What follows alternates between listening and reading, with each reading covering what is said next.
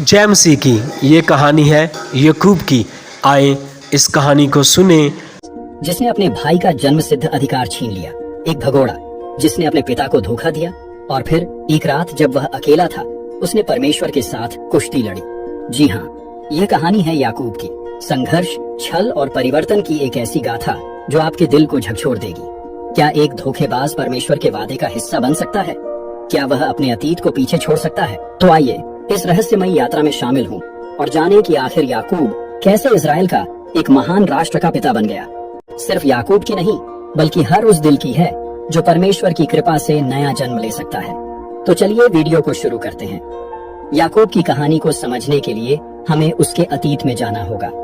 याकूब, जिसका नाम हिब्रू में याकोब है, जिसका अर्थ है पकड़ने वाला या धोखेबाज, वह एक ऐसे परिवार से था जिसे परमेश्वर ने विशेष रूप से चुना था।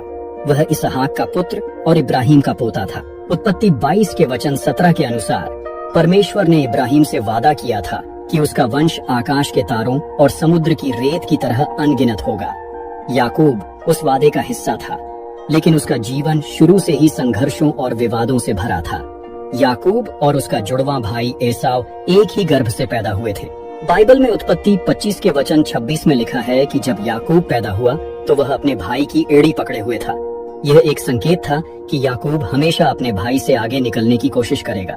एसाव एक शिकारी था, एक मजबूत और जंगली स्वभाव का व्यक्ति जो अपने पिता इसहाक का प्रिय था।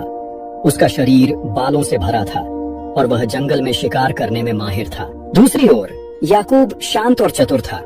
वह तंबुओं में रहना पसंद करता था और अपनी माँ रिबका के करीब था।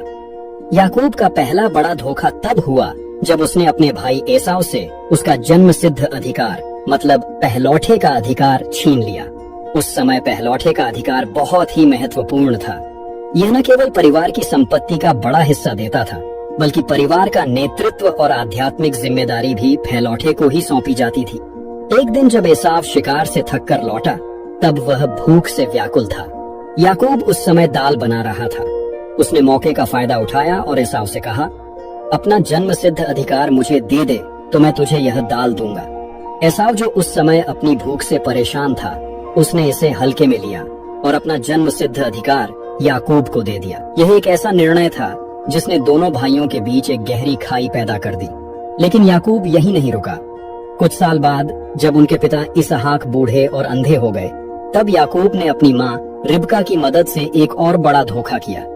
इसहाक अपने बड़े बेटे एसाव को आशीर्वाद देना चाहता था, जो उस समय पहलौठे के लिए एक महत्वपूर्ण परंपरा थी।